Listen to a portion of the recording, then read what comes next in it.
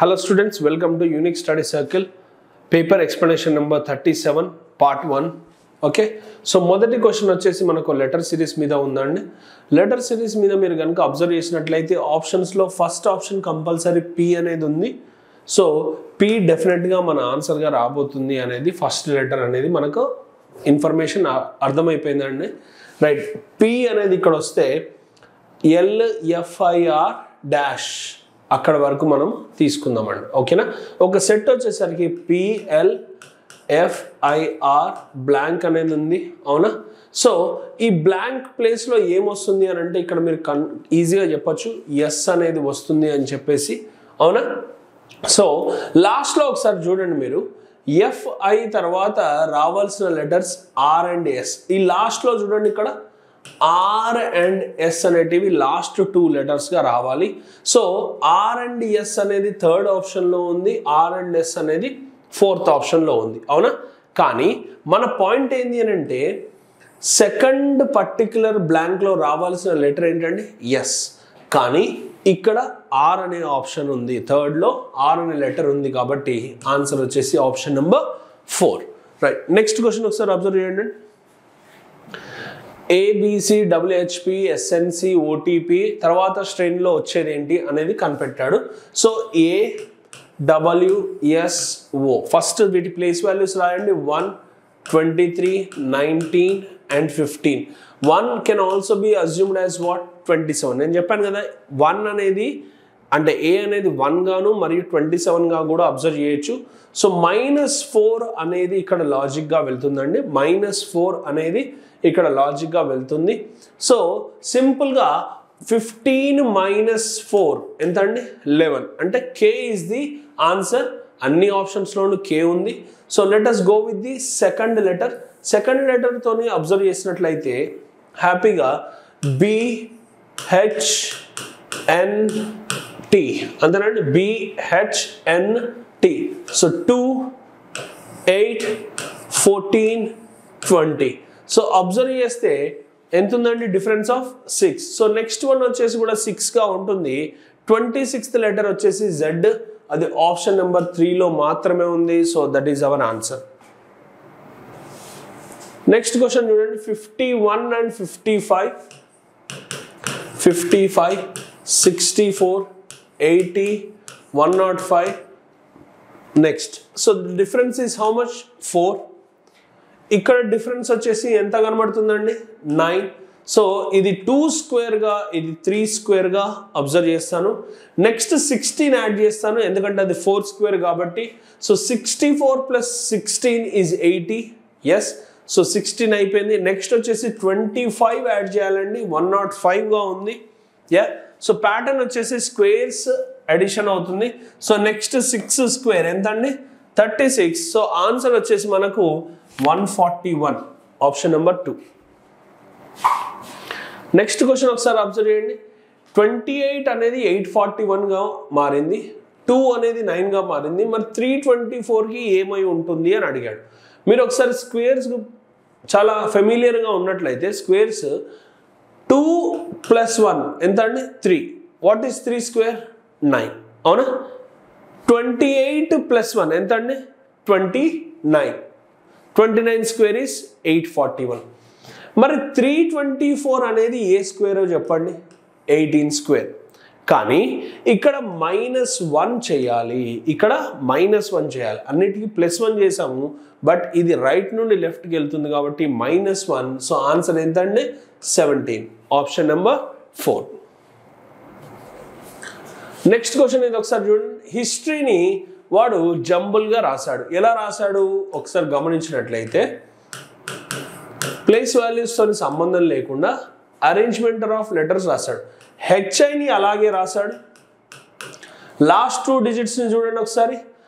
RYని కూడా as it ఈస్గా రాశాడు. కానీ STO అనేది ఏ విధంగా మారింది? OTS. అంటే సింపుల్గా చెప్పాలి అని అంటే ఇక్కడున్న లెటర్స్ ఆబ్వియస్లీ షిఫ్ట్ అయ్యాయి వాటి పొజిషన్స్ని. సేమ్ లాజిక్ మనం జర్నల్కి ఒకసారి రాసినట్లయితే చూడండి, మిగతా అన్ని చెక్ చేయాల్సిన అవసరం లేదు. మనకు థర్డ్ లెటర్ ఎన్గా ఫిఫ్త్ లెటర్ యూగా ఉన్నది మాత్రమే మన ఆన్సర్. సో థర్డ్ లెటర్ ఎన్గా ఫస్ట్ వన్ లేదు, సెకండ్ వన్ లేదు, ఓకేనా, ఫోర్త్ వన్ కూడా లేదు. కాబట్టి ఆన్సర్ ఏంటండి 3. కరెక్ట్. నెక్స్ట్ క్వశ్చన్ చూడండి. ఆంథ్రోపాలజీ హ్యూమన్, అవునా, study of human is called anthropology, అవునా.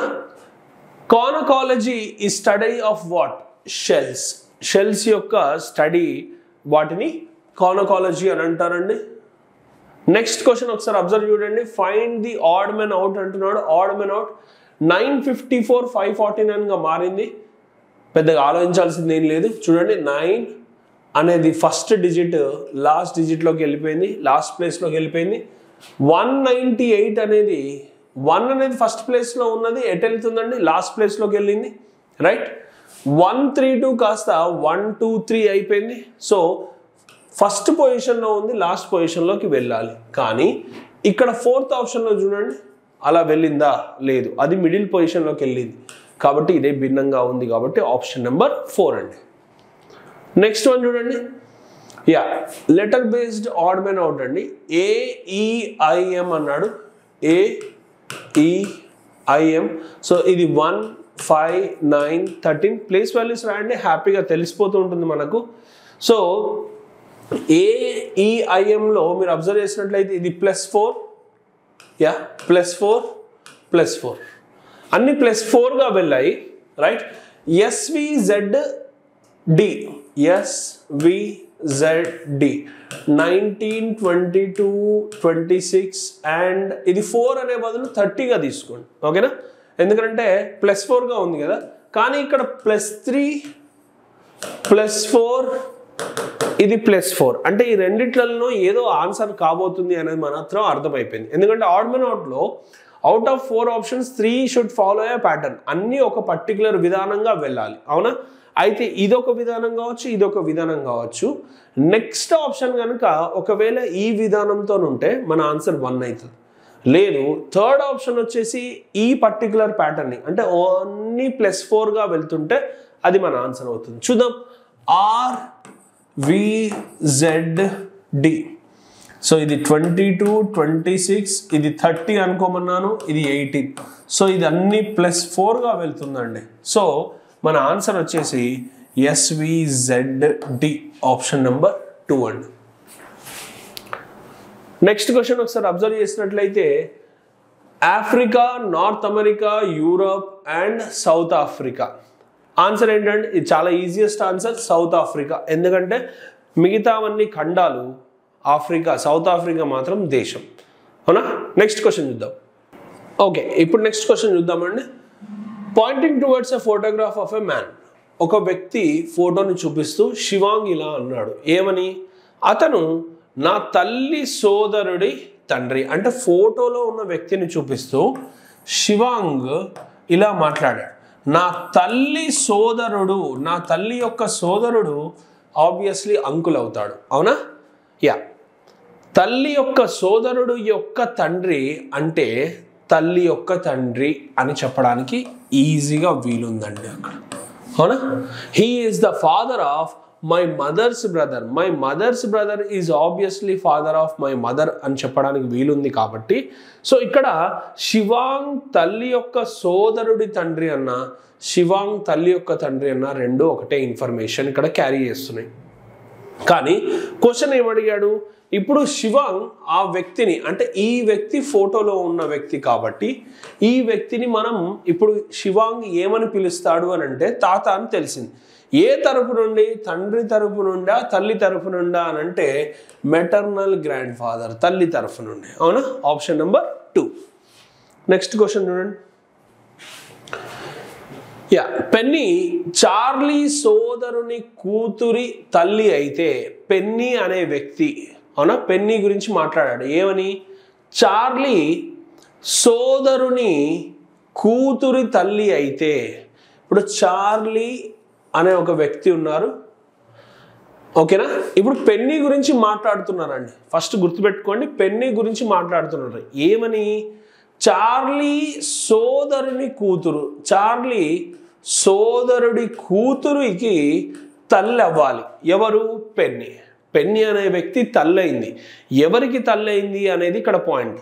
చార్లీ యొక్క సోదరుడి కూతురికి అంటే చార్లీ యొక్క నీస్కి తల్లి అంటే సోదరుడి భార్యనే ఇప్పుడు పెన్నీగా ఆలోచించాలి. అవునా?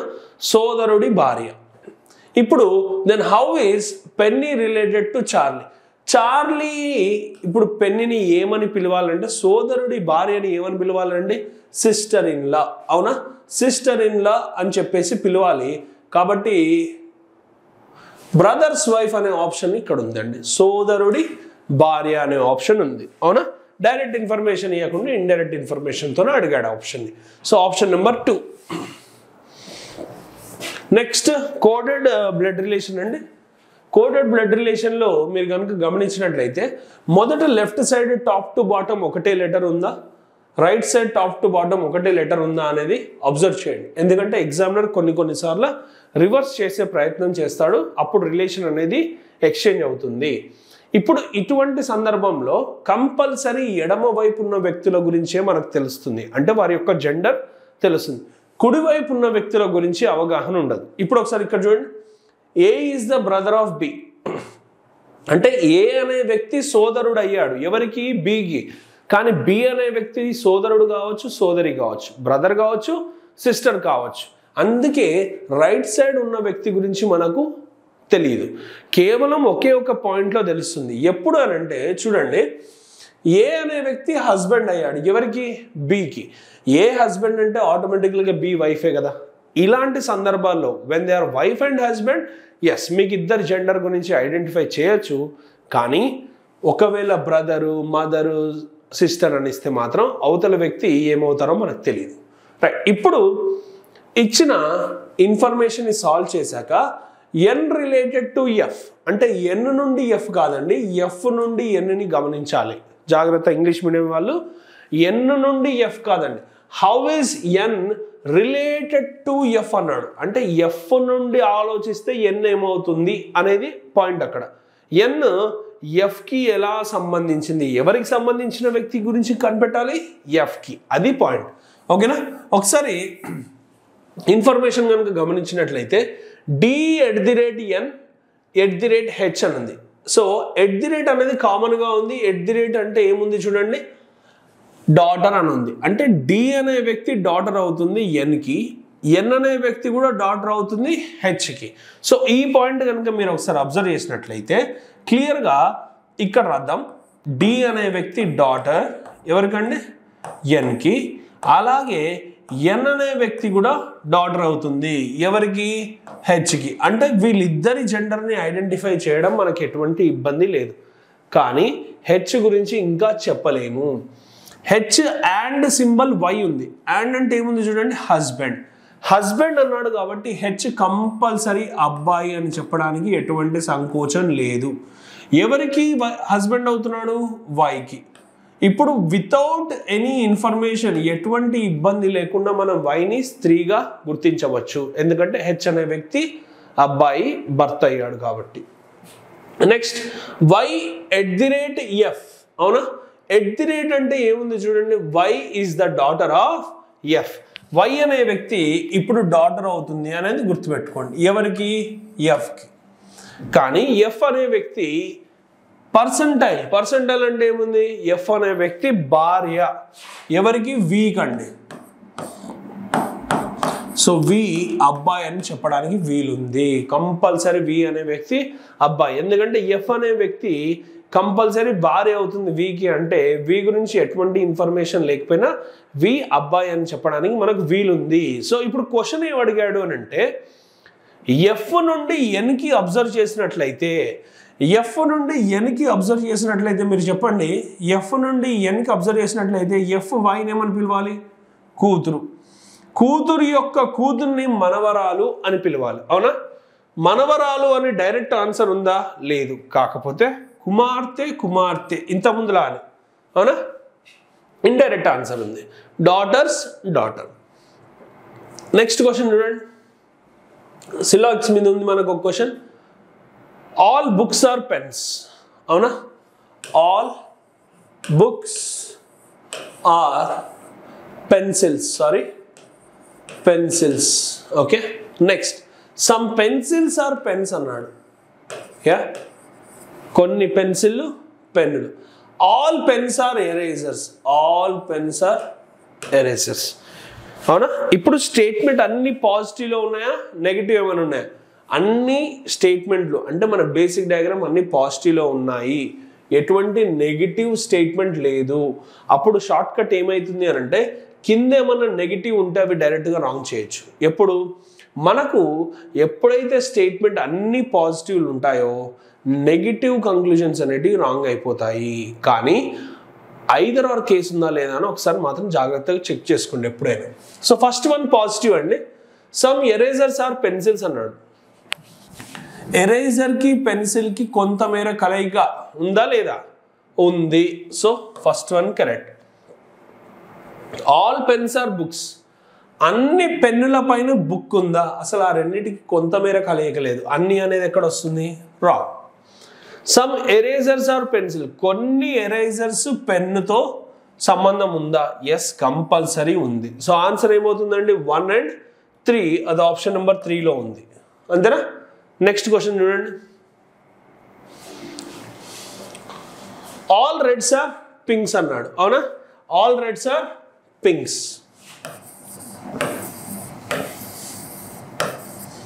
Next all whites are pinks అన్నాడు. ఆల్ రెడ్స్ కూడా పింక్ కావాలి, ఆల్ వైట్స్ కూడా పింక్ కావాలి అని అన్నాడు.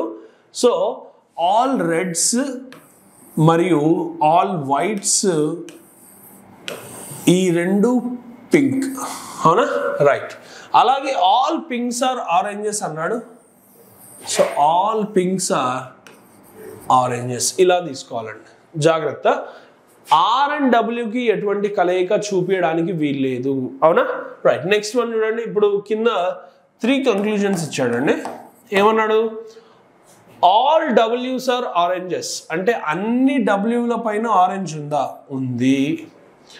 All oranges are red. ఆరెంజ్ల పైన రెడ్ ఉందా? లేదు. ఆరెంజ్ పైన రెడ్ లేదు, రెడ్ పైన ఆరెంజ్ ఉంది. Some oranges are white. ఖచ్చితంగా సమ్ ఆరెంజెస్ ఆర్ వైట్ అనడానికి వీలుంది కాబట్టి ఆన్సర్ 1 and 3 ఫస్ట్ ఆప్షన్ అండి. అవునా? Next question. యా, ఇదొక సర్క్యులర్ టేబుల్ క్వశ్చన్ అండి. ఎంతమంది ఉన్నారు? PQRST అంటే మొత్తం కలిపి 5గురు ఒక వృత్తాకార పట్టిక చుట్టూ కేంద్రమును ముఖంగా ఉంచి కూర్చున్నారు. అంటే they are facing towards the centre. Okay, so గీయడానికి ఇలా గీస్తాను కానీ they are actually not opposite to each other. వాళ్ళు ఎదురెదురుగా ఉన్నారని నేను గమనించాను. వాళ్ళు కంపల్సరీ ఈక్వి డిస్టెన్స్తోని, సమాన దూరంతోని ఓకేనా వెళ్తున్నారని మాత్రం ఆలోచిస్తాను. సో ఇప్పుడు మనం రైట్ లెఫ్ట్ రాయడం వల్ల కొద్దిగా మనకు క్లారిటీ అనేది వస్తుంది. అందరు లోపలికి చూస్తున్నారు, రైట్? ఇప్పుడు క్వశ్చన్ చూడండి. R is sitting immediate left of T, Q is sitting immediate left of S and to the immediate right of T. So ఇక్కడ T గురించి మంచి ఇన్ఫర్మేషన్ క్యారీ అవుతుంది. సో ఇప్పుడు నేను Tని ఇక్కడ రాయడం వల్ల ఏమవుతుంది అని అంటే చూడండి, R Tకి తక్షణ ఎడమ వైపు కూర్చున్నాడు. Tకి తక్షణ ఎడమ వైపులో వెంటనే R కూర్చోవాలండి, రైట్? Q Sకు తక్షణ ఎడమ వైపు మరియు Tకి తక్షణ కుడివైపు కూర్చున్నారు. ఎవరు? Q అనే వ్యక్తి Tకి కుడివైపులో కూర్చోవాలి, అలాగే Sకి ఎడమ వైపులో కూర్చోవాలి అని అన్నాడు. అవునా? ఇప్పుడు అందరు వచ్చారండి. ఇక రావాల్సిన వ్యక్తి పేరేంటి? P. అవునా? రైట్. ఇప్పుడు క్వశ్చన్ చూసినట్లయితే Sకి తక్షణ కుడివైపు ఉన్న వ్యక్తి ఎవరు? ఎవరండి? P. Option number 1. అంతేనా? రైట్. ఈ పాయింట్ జాగ్రత్త అండి. Q Sకు తక్షణ ఎడమ వైపు మరియు ఈ మరియు అనేది Qకి సంబంధించిందండి, Sకి సంబంధించింది కాదు. ఇంగ్లీష్ మీడియం వాళ్ళు కూడా అలాగే ఆలోచించండి. Q is sitting immediate left of S and అనేది ఇక్కడ ఫస్ట్ పర్సన్కి రిఫర్ అవుతుంది. సెకండ్ పర్సన్కి కాదు. అంటే క్యూ గురించే ఇన్ఫర్మేషన్ క్యారీ ఫార్వర్డ్ చేస్తున్నాడు అనేది గుర్తుపెట్టుకోవాలి. ఓకేనా? నెక్స్ట్ క్వశ్చన్ ఒకసారి అబ్జర్వ్ చేయండి. ఇక్కడ 5 men ఉన్నారు, 5 వ్యక్తులు ఒక హారిజాంటల్ టేబుల్ కూర్చున్నారు, నార్త్ డైరెక్షన్ ఫేస్ చేస్తున్నారండి. 1 2 3 4 5. సో నార్త్ డైరెక్షన్లో ఇది లెఫ్ట్ సైడ్ కార్నర్, అది రైట్ సైడ్ కార్నర్ అని అడుగుతున్నాడు. అవునా? Ankit is immediate left of Daksh, who is not at the corner. So who అనేది రిఫర్ అయ్యేది దక్షకి అండి. ఓకేనా? సో హూ, విచ్, హూజ్ అని వచ్చినప్పుడు జస్ట్ క్రాస్ మార్క్ చేసేసి ఇన్ఫర్మేషన్ని చదవండి. ఏమని చెప్తున్నాడు అంటే అంకిత్ దక్షకి తక్షణ ఎడమ వైపు ఉన్నాడు. వెంటనే కూర్చోవాలి ఎడమ వైపులో అంకిత్ అనే వ్యక్తి దక్షకి. కానీ దక్ష చివరిన లేడు, అంటే దక్ష అనే వ్యక్తి ఇక్కడ రావడానికి వీల్లేదు అనే పాయింట్ని గుర్తుపెట్టుకోండి. ఇక్కడ రాడండి, ఎందుకంటే ఇక్కడ రాస్తే ఎడమ వైపు అసలు ఖాళీయే లేదు. Okay, right. ఇప్పుడు మనం ఒకసారి కనుక అబ్జర్వ్ చేసినట్లయితే next point, Joy is exactly in between Bishal and Chandler, who is sitting leftmost end. ఓకేనా? జాయ్ బిశాల్ మరియు చాండ్లర్ మధ్యలో కూర్చున్నాడు. ఎడమ చివరిలో ఎవరున్నారు అంటే ఫైనల్గా మనకి ఇక్కడ ఎడమ వైపు కార్నర్లో ఎవరున్నారు అనేది క్వశ్చన్. ఇప్పుడు మీరు ఒకసారి అబ్జర్వ్ చేసినట్లయితే దక్ష అనేవాడు కార్నర్ రావడానికి వీల్లేదు. ఇక్కడ దక్షిణ రాస్తే ఎడమ వైపు వెంటనే రావాల్సిన వ్యక్తి ఎవరు అంటే ఎడమ వైపు వెంటనే రావాల్సిన వ్యక్తి ఎవరు అని అంటే అంకిత్. అవునా? కానీ జాయ్ అనే వ్యక్తి చాండ్లర్ అండ్ మరియు బిశాల్ అనే వ్యక్తికి మధ్యలో రావాలి. ఆ పర్టికులర్ దాన్ని మనం రాయడానికి వీలు లేకుండా అయిపోతుంది. కాబట్టి ఇప్పుడు అంకిత్ని ఇక్కడ రాసి దక్షిణ ఇక్కడ రాద్దాం. అవునా? ఇప్పుడు కంపల్సరీ జాయ్ అనే వ్యక్తి ఎవరిద్దరి మధ్యలో కూర్చోవాలి? చాండ్లర్. అంటే మధ్యలో అని అంటే ఇక్కడ జాయిన్ రాస్తాను, కానీ చాండ్లర్ అండ్ బిశాల్ ఎక్కడొస్తారో మనకి ఇన్ఫర్మేషన్ లేదండి. సో చాండ్లర్ లేదా బిశాల్ ఈ ఇద్దరిలో ఎవరో ఒకరు ఇక్కడ వస్తారు, అలాగే చాండ్లర్ అండ్ బిశాల్ ఈ ఇద్దరిలో ఎవరో ఒకరు అక్కడ వస్తారు. ఎందుకంటే వాళ్ళిద్దరి మధ్యన కంపారిజన్ లేదు, మనకు అవసరం లేదు కూడా. ఎందుకంటే క్వశ్చన్లో ఎడమ వైపు చివరిలో ఎవరున్నారు అని అడిగాడు. ఎవరున్నాడు? అంకిత్ ఉన్నాడు. Option number 3. నెక్స్ట్ క్వశ్చన్ చూడండి.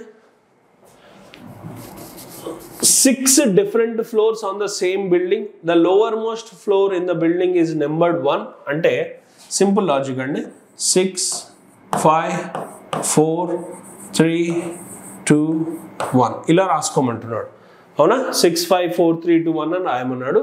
అవునా? ఎందుకంటే లోవర్ మోస్ట్ ఫ్లోరే 1 ఉంటుంది, టాప్ మోస్ట్ ఫ్లోర్ వచ్చేసి 6 ఉంటుంది. Exactly 3 persons live between the floors of R and Q. అవునా? రైట్. R మరియు Q అంతస్తుల మధ్యలో 3 అంతస్తులు ఉన్నాయి. R మరియు Q మధ్యలో 3 అంతస్తులు ఉన్నాయి. ఇన్ఫర్మేషన్ రాసుకుంటున్నాను. P యొక్క అంతస్తుపై వెంటనే ఉంటుంది. హ్యాపీగా చెప్పాడండి. ఏమని? T lives on the immediately above P's floor. P పైన వెంటనే T ఉండాలి. వెంటనే అండి. ఎలా ఉండాలి? ఇమీడియట్గా ఉండాలి. Okay, T lives on the floor immediately above P's floor. Yeah, T, P యొక్క అంతస్తుపై వెంటనే ఉంటుంది. ఉందిగా? నెక్స్ట్ U Q అంతస్తుపై వెంటనే ఉంటుంది. U అనే వ్యక్తి Q అంతస్తుపై వెంటనే ఉండాలి. వీళ్ళు కూడా అవునా? ఇమీడియట్గా ఉండాలి. గుర్తుపెట్టుకోండి, ఇన్ఫర్మేషన్ మనం అక్కడ ప్లేస్ చేయబోతున్నాం. R S యొక్క అంతస్తు కింద వెంటనే ఉంటుంది. సో S కింద అంతస్తులో వెంటనే ఉండవలసిన వ్యక్తి ఎవరండి? R. నెక్స్ట్ T 4వ అంతస్తులో నివసిస్తున్నాడు. ఇది ఒక direct information. T lives on floor number 4. So మనకు డైరెక్ట్ ఇన్ఫర్మేషన్ వచ్చేసింది. డైరెక్ట్గా అక్కడ ప్లేస్ చేసేద్దాం. T ఇన్ఫర్మేషన్ రాసాం. T కింద వెంటనే ఉండవలసిన వ్యక్తి ఎవరండి? P. అవునా? రైట్. నెక్స్ట్ వన్ చూడండి ఒకసారి. Q does not live on floor number 5. So Q అనే వ్యక్తి 5వ అంతస్తులో ఉండడానికి వీలు లేదు. అవునా? 5వ అంతస్తులో నివసించడం లేదు. 6వ అంతస్తులో ఎవరు నివసిస్తున్నారు? ఇక్కడ చిన్న ఫుల్ స్టాప్ ఉంది. Who lives on floor number 6. ఓకేనా? సరే, ఒకసారి ఇప్పుడు గమనిద్దాం. చూడండి, క్యూ అనే వ్యక్తికి ఆర్ అనే వ్యక్తికి ముగ్గురు వ్యక్తులు ఉండాలి అని చెప్పాడు. ఇప్పుడు నేను క్యూని ఫస్ట్ ఫ్లోర్లో రాస్తాను, సెకండ్ ఫ్లోర్లో రాస్తాను అంటే ఛాన్స్ ఉంది, కానీ ఫిఫ్త్ ఫ్లోర్లో రాయడానికి ఛాన్స్ లేదు. అవునా? రైట్. ఇప్పుడు ఫర్ అన్ ఎగ్జాంపుల్ క్యూని ఫస్ట్ ఫ్లోర్లో రాసామనుకోండి, క్యూకి ఆర్కి మధ్యలో ఎంతమంది ఉండాలని చెప్పాడు? 3 మెంబర్స్. 1 2 3 ఆర్ వచ్చేందుకు ఛాన్స్ ఉంది. క్యూని సెకండ్ ఫ్లోర్లో రాస్తే 1 2 3 ఆర్ 6th ఫ్లోర్లో వచ్చే ఛాన్స్ ఉంది. సో చాలా ఇన్ఫర్మేషన్ ఉంది. కాకపోతే క్యూకి పైన వెంటనే ఉండవలసిన వ్యక్తి ఎవరండి? యు. అంటే దాని పాయింట్ ఏంటి అని అంటే క్యూ 6th ఫ్లోర్లో రావడానికి వీలు లేదు. క్యూనే 6th ఫ్లోర్ అంటే అతని పైన ఉండవలసిన యూని తీసుకురాలేము. అలాగే సెకండ్ ఫ్లోర్లో కూడా నేను క్యూని పెడితే వెంటనే రావాల్సిన యూ కూడా రాలేడు. కాబట్టి కంపల్సరీ క్యూ అనే వ్యక్తి డెఫినెట్గా ఫస్ట్ ఫ్లోర్లోనే ఉండాలి. క్యూకి పైన వెంటనే ఉండవలసిన వ్యక్తి ఎవరండి? యు. క్యూ మరియు ఆర్కి మధ్యలో ఉండవలసిన వ్యక్తులు ఎంతమంది? ముగ్గురు. 1 2 3. ఇక మిగిలిపోయిన ఒకే ఒక్క వ్యక్తి ఆర్ పైన ఉన్న వ్యక్తి ఎవరండి? ఎస్. అవునా? సో ఇప్పుడు 6th ఫ్లోర్లో ఎవరుంటారు చెప్పండి? ఎస్ అనే వ్యక్తి ఉంటాడు. అదే answer. Next, 7 boxes kept one over the other but not in the same order. Only 3 boxes are kept below R. ఓకేనా? ఆర్ కింద 1 2 3 బాక్సెస్ ఉన్నాయంట. కేవలం 3 ఉండాలి. క్లియర్గా చెప్పాడండి, కేవలం. అవునా? రైట్. ఆర్ కింద 3 పెట్టెలు మాత్రమే ఉన్నాయి. నెక్స్ట్, ఎస్ క్యూకి వెంటనే కింద ఉంది. క్యూకి వెంటనే కింద ఉండవలసింది ఏంటండి? ఎస్. అవునా? S is immediately below Q. V is not immediately below T. అంటే వి టీకి వెంటనే క్రింద ఉంది. V is immediately below T. Okay, V is immediately below T. వెంటనే ఉంది. V Tకి వెంటనే కింద ఉంది. P Qకి వెంటనే పైన ఉంది. సో చూడండి, P అనే వ్యక్తి Qకి వెంటనే పైన ఉండాలి. ఎస్ పైనుండి 3వ పెట్టే హ్యాపీ. ఎస్ అనే వ్యక్తి పైనుండి 3వ పెట్టి టీ ఆర్కు వెంటనే కింద లేదు. సో టీ క్లియర్గా చెప్పాడు, T is not immediately below R. ఓకేనా? Not immediately below R, T రావడానికి వీలు లేదు. మొత్తం కలిపి ఎన్ని బాక్సెస్ అండి? 7. Okay, let us right here 1 2